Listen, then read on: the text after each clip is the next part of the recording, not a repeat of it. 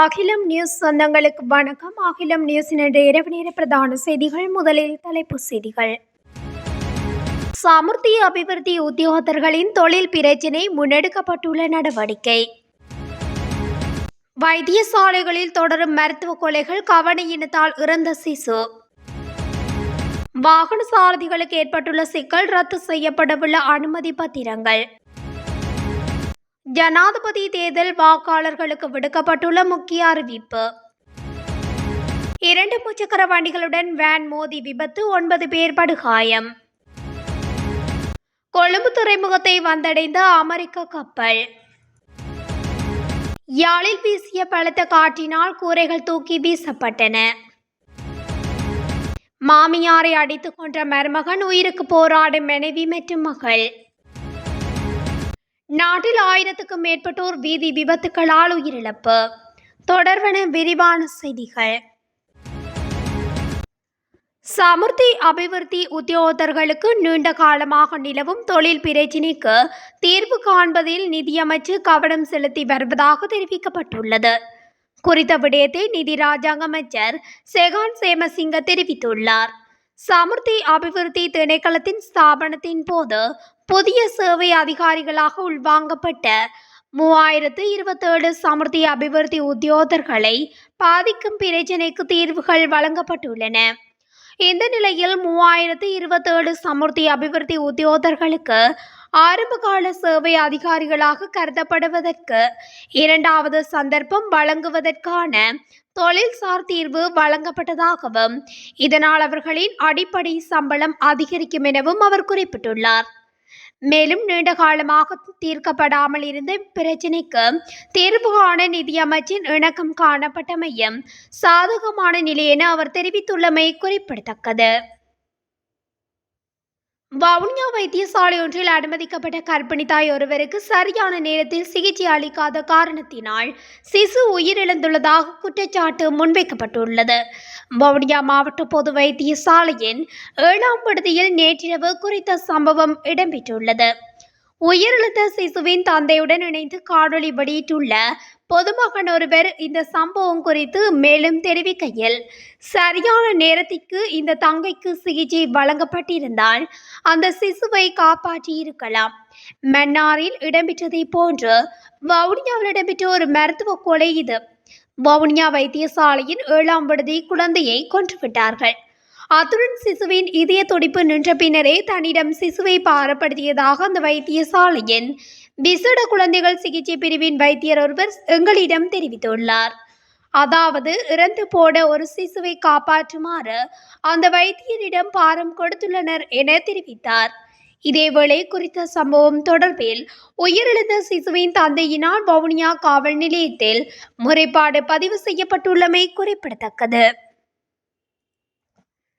புதுப்பிக்க முடியாத அனைத்து சாரதி அனுமதி பத்திரங்களையும் ரத்து செய்ய தீர்மானிக்கப்பட்டுள்ளதாக மோட்டார் போக்குவரத்து ஆணையாளர் நாயகம் நிசாந்த வீரசிங்க தெரிவித்துள்ளார்.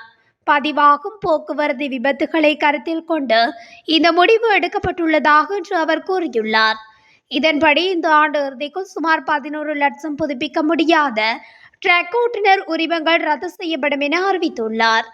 ஓட்டுநர் உரிமம் வைத்திருப்பவர்கள் சலுகை காலத்தில் புதிய ஓட்டுநர் உரிமத்தை பெறலாம். அதற்கு தகுந்த மருத்துவ பரிசோதனை செய்து கொள்ள வேண்டும் என அவர் கோரிக்கை விடுத்துள்ளார். இது தவிர புதுப்பிக்க முடியாத இலகு ரக வாகன ஓட்டுநர் உரிமம் வைத்திருப்பவர்களின் 10 லட்சம் உரிமங்களும் எதிர்காலத்தில் ரத்து செய்யப்படும் என்று மோட்டார் போக்குவரத்து ஆணையாளர் நாயகம் மேலும் தெரிவித்துள்ளார். ஜனாதிபதி தேர்தலில் வாக்களிக்கும் போது இந்த அரேபிய எண்கள் அல்லது ஒரு புள்ளடியை மாத்திரம் பதிவு செய்ய வேண்டும் என தேர்தல் ஆணைக்குழு தெரிவித்துள்ளது. கொழும்பில் நேற்று இடம்பெற்ற நிகழ்வொன்றில் கலந்து கொண்டு தேர்தல்கள் ஆணையாளர் நாயகம் சமன் ஸ்ரீ ரட்நாயக்கா இதனை குறிப்பிட்டுள்ளார்.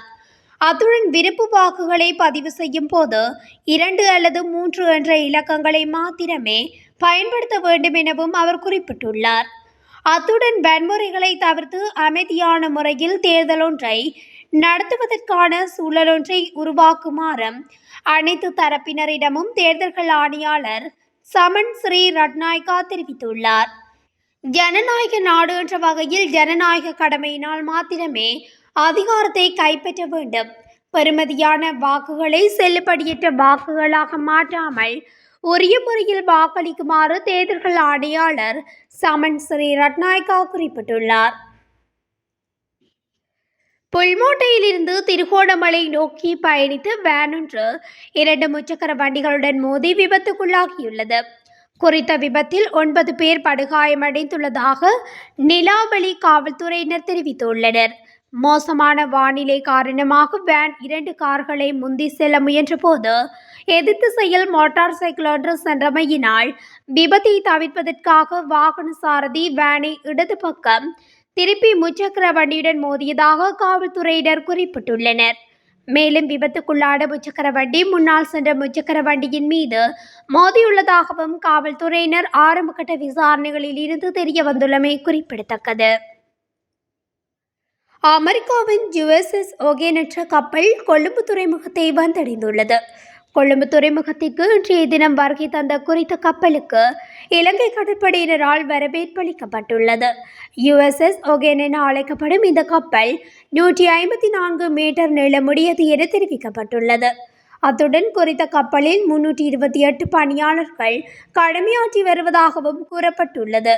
அமெரிக்காவின் கடற்படை தளபதிகளில் ஒருவரான ரிச்சர்ட் ரேயின் தலைமையில் இந்த கப்பல் இயங்குகின்றமையும் குறிப்பிடத்தக்கது. யாழ்ப்பாணத்தில் கடந்த சில வாரங்களாக அதிக வெப்பம் நிலவி வந்த நிலையில் தற்போது இன்று மாலை முதல் அசாதாரண காலநிலை நிலவி வந்தது. சில இடங்களில் காற்றும் பலத்த மழையும் பெய்து வருவதுடன் மக்களின் இயல்பு வாழ்க்கை பெரிதும் பாதிக்கப்பட்டுள்ளது. இதேவேளை இன்று வீசிய பலத்த காற்றினால் யாழ்ப்பாணம் நாச்சிமார் கோவிலுக்கு அருகாமையில் இருந்த தொடர்மாடி குடியிருப்பின் கூரைகள் தூக்கி வீசப்பட்டன. இதனால் குடியிருப்பு பகுதியளவில் சேதமடைந்துள்ளதாகவும் தெரிய வந்துள்ளது. கேகாலியில் மாமியாரை கொன்று மனைவி மற்றும் மகளை கடுமையாக காயப்படுத்திய நபர் ஒருவர் கைது செய்யப்பட்டுள்ளார். களப்பிடப்பட்ட போலீஸ் பிரிவுக்குட்பட்ட வேலவங்கம பகுதியில் உள்ள வீடொன்றுக்கு நேற்று மாலை நபரொருவர் வந்து பெண்ணொருவரை கொலை செய்துள்ளார். மேலும் 2 பெண்களை காயப்படுத்தியுள்ளதாகவும் குறித்த முறைப்பாட்டின் அடிப்படையில் தெரிய வந்துள்ளது. அதிலவத்த வெலக்கம பகுதியைச் சேர்ந்த 55 வயதுடைய ஒருவரை இவ்வாறு படுகொலை செய்யப்பட்டுள்ளார். சந்தேக நபர் பண தகராறு தொடர்பாக தனது மனைவி மற்றும் மனைவியின் தாயாருடன் வாக்குவாதத்தில் ஈடுபட்டுள்ளார். பின்னர் மனைவியின் தாயாரை கல்லால் தாக்கியதில் தலையில் பலத்த காயம் ஏற்பட்டதுடன் படுகாயமடைந்த பெண் கரவநில வைத்தியசாலையில் அனுமதிக்கப்பட்ட பின்னர் உயிரிழந்துள்ளார். மேலும் மனைவியும் மகளும் கூறிய ஆயுதத்தால் காயம்பட்டுள்ளதாகவும் போலீஸ் விசாரணையில் தெரிய வந்துள்ளது. சம்பவம் தொடர்பில் 44 வயதுடைய சந்தேக நபர் கைது செய்யப்பட்டுள்ளதுடன் களப்பிடமடை போலீசார் மேலதிக விசாரணைகளை மேற்கொண்டு வருகின்றனர். இந்த வருடத்தின் இதுவரையான காலப்பகுதியில் இடம்பெற்ற வீதி விபத்துகளில் மொத்தமாக 1417 பேர் உயிரிழந்துள்ளதாகவும் இலங்கை போலீஸ் திணைக்களம் தெரிவித்துள்ளது.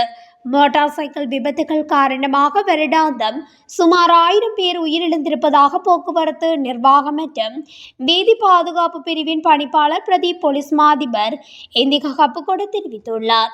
இவ்வாறு ஒவ்வொரு ஆண்டும் நிகழும் 3000க்கும் மேற்பட்ட வீதி விபத்துகளில் 1/3 பங்கு மோட்டார் சைக்கிள் விபத்துகளால் ஏற்படும் உயிரிழப்புகள் என்றும் அவர் குறிப்பிட்டுள்ளார். எனினும் 2023ஆம் ஆண்டில் விபத்துகளில் குறைவாக காணப்பட்டதோடு 2114 வீதி விபத்துகளில் 2321 இறப்புகள் நிகழ்ந்துள்ளன. மேலும் 2024 ஜனவரி 1 முதல் ஆகஸ்ட் 10 வரை 1352 வீதி விபத்துகளில் இதுவரை 1417 பேர் உயிரிழந்துள்ளதாகவும் அவர் தெரிவித்துள்ளார். இதேவேளை கடந்த வருடத்தில் 328 பாடசாலை மாணவர்கள் வீதி விபத்துகளினால் உயிரிழந்துள்ளதாக பிரதீப் போலீஸ் மாதிபர் ஹபுகொட குறிப்பிட்டுள்ளார். இத்துடன் அகிலம் நியூஸின் இன்றைய இரவு பிரதான செய்திகள் நிறைவடைகின்றன. தொடர்ச்சியாக இதுபோன்ற செய்திகளை அறிந்து கொள்ள அகிலம் நியூஸ் ஊடகத்துடன் இணைந்திருங்கள். நன்றி, வணக்கம்.